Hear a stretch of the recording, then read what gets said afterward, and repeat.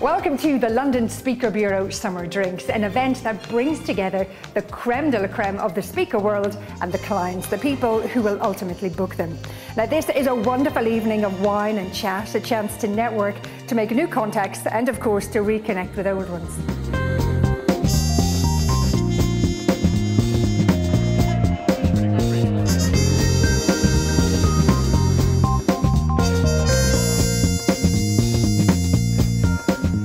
Many businesses are facing tough times in the recession. The London Speaker Bureau has flourished and gone on to open several new offices around the world. South Africa, Japan, Holland and Turkey.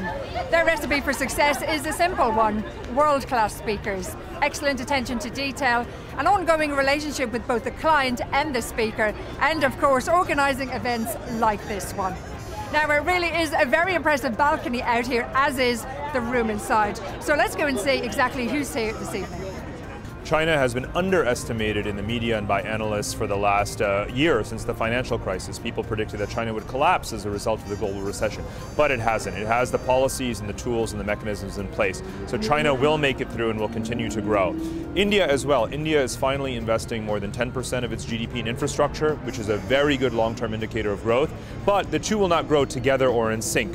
India is becoming a naval Indian Ocean power, very much focused on its relations with the Middle East and Africa and Southeast Asia. China is a very hungry resource power that is overtaking the land component of East Asia. So the two will grow simultaneously, sometimes in competition and tension with each other. They will not be an alliance like the BRICS, but they are very much unstoppable in their growth. Yesterday I was in Hull launching Humber Business Week in Hull. Extraordinary. The Saturday night I was in East Anglia, the East Anglia Cooperative Society. I gave an award to somebody who'd been a butcher in East Anglia for 45 years. It was quite moving. The night before, genuinely, I was doing the awards for undertakers, the British Undertakers Association awards ceremony. Top prize for thinking outside the box. It's amazing. And we even get paid for it. Yes. You've never shied away from controversy in your life, it would appear. Is it wise to always speak your mind in a leadership position? Oh, what's the point of being in a leadership position if you're not leading, you know? So many people I know come into politics because they want the position. I just accept anything attractive in that as a way of life. You're there because you want to make changes that involves leadership. And you actually look back, all the great rows I've been involved in, come back 15 years later and they'll say, oh, Ken was right, because the buggers never say it at the time. So what's in the pipeline, Ken? Oh, I'm running for mayor again next May. Oh, we know that. And, well, that's a pretty big part of the pipeline. Yeah. Ask me if I think the Tory Lib Dem coalition will survive. Do you think the Tory Lib Dem coalition will survive? Of course, for Cameron and Clegg, it's the best they've ever had. I sort of see myself as a man of action. You know, I like to get out there and achieve things physically, but here it's all about achieving things mentally. You've somehow got to empathise with people, and that is important. It's always been important on my expeditions. You've got to understand how people work, but this is all about the theory. You've got to create your own world on paper, and I'm finding it very, very hard, but great to do. When my husband was diagnosed with cancer and treated with it for the second time, and actually told that it could come back for a third time within the next few years, that makes you basically sit up and think, well, what is life all about? And so at that point we had some dreams and we decided to pursue those dreams. They were pretty extreme dreams, but we ended up climbing Everest and the highest 7 summits on the continents, and we actually skied to the North Pole and South Pole as well, and you know, unexpectedly broke a few Guinness World Records doing that.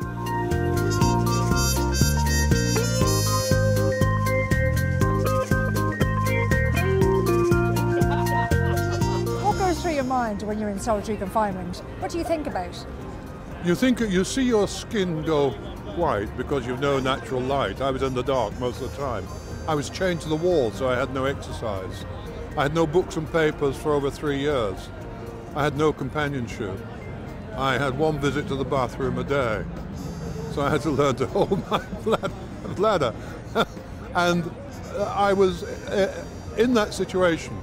You begin, as you see your physical body deteriorate, you wonder if you'll deteriorate mentally and spiritually. And what you have to do is somehow take care of the inner person, if you like. to go into the depths of yourself, to hold on, to find your identity and to hold on to it, and to take it, the experience, although it's a very hard experience, to take it as an experience where there is still possibility to learn something and not to be defeated by it. And you'd be surprised what you'll find. I was surprised what I found as I took that interior journey, having spent a lifetime taking many exterior journeys. Banks have to change how they're doing things. We have to move from a period of when you would have a bank account forever with a bank to now banks have to earn your loyalty. They have to really earn your relationship. Banks have to look at how they can help facilitate our lifestyles, no longer just supplying us with a couple of products that we take for granted, but really understand how we can use a bank to make our lives better.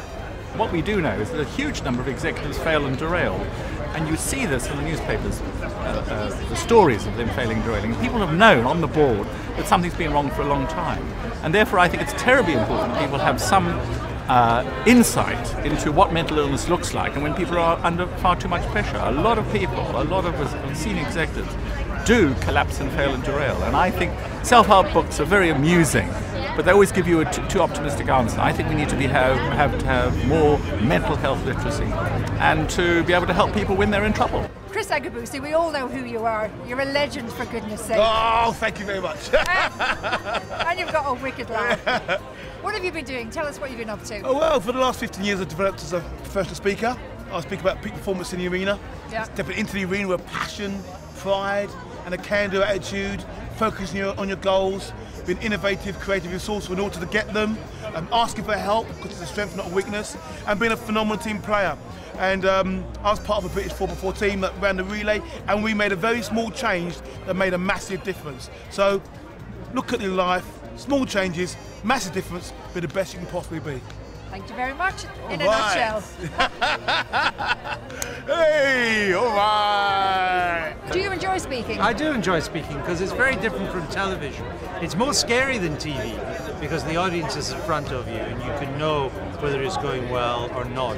But also you can do, I love to do a Q&A at the end because you speak about what you think they want to know, but the Q&A tells what they really want to know. And I just did one today, and the questions were fantastic, and people are great at it. Brian, a former senior policeman, London mayoral candidate. What's next?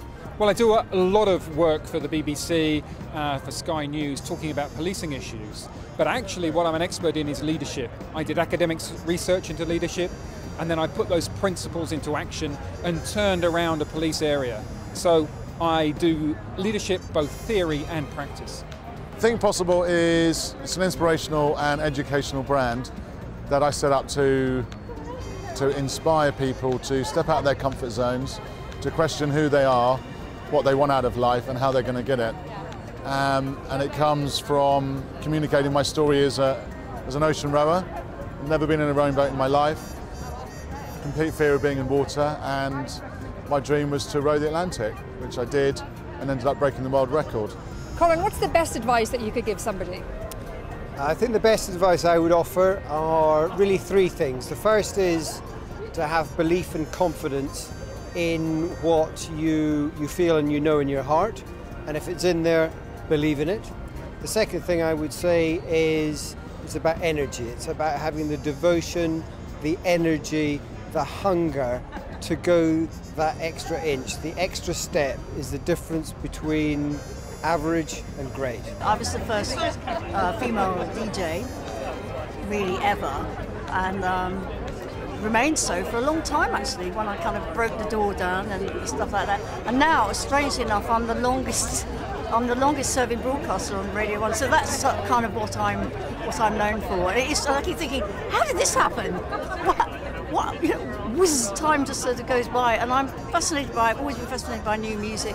Humphrey, whatever inspired you to sail around the world with no experience? Well, I was a businessman. I sold my business and I decided I wanted to understand what leadership and teamwork were really all about in a very, very tough environment. So I did it as a business case study, so that really to further my career, so that when I got back I could talk to people like you and CEOs who I meet, and I get asked to speak from a basis of experience. Because I never wanted to be fake. I wanted to be somebody who could say, well, this is what I found out, and have a dialogue with people who in business and in education and in sport, which I'm involved in, who face tough environments all the time. What is the absolute #1 killer question for a salesperson? Oh, I think for a salesperson, if you only had one question you could ever use, it's this. Yeah. What is the most important thing to you about? So if someone is selling you a car, they say, what is the most important thing to you about a car? And you say the size of the boot, and then you know to talk about that. In relationships, if you say, what is the most important thing to you about our relationship, people tell you, that's the thing you've got to talk about. So what is the most important thing to you about is absolutely the killer question. All sales people should be using every day. The mind's an immensely powerful thing. And especially this next 10 years, I think we're going to start seeing and hearing stories about amazing things that happen. You know, the law of attraction is always working. So whatever we're talking about, thinking about, writing about, reading about, we carry the vibration of that thing with us. And by the law of attraction, we will start bringing it into our lives at some time. The London Speaker Bureau are proof that getting people together at an event like this really does work. The room behind me here is absolutely buzzing, and they certainly don't look like they're going to go home anytime soon. It's been an amazing success on many, many levels. Thanks for joining us, and we hope to see you here next year. Bye-bye.